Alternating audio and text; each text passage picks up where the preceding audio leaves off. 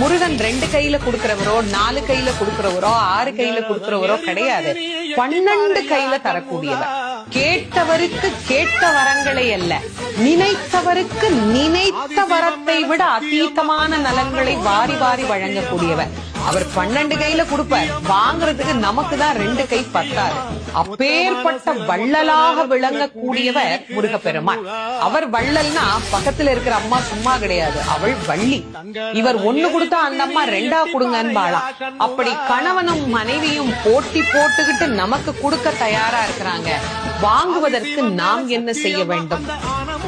அவரை நினைக்கணும். எப்படி நினைக்கணும்? அரை நிமிஷமாவது நினைக்கணும். அரை நிமிஷம் எப்படி நினைக்கணும்? எனக்கு கொடுப்பாரு, எனக்கு கொடுப்பாரு, எனக்கு கொடுப்பாருன்னு நினைக்க கூடாது. முருகப்பெருமானை உள்ளம் உருகி, அந்த உள்ளம் உருகுகிற போதே நமக்கு அப்படியே கண்களில் இருந்து ஆனந்த கண்ணீர் அப்படியே பெருகும். அந்த கண்ணீர்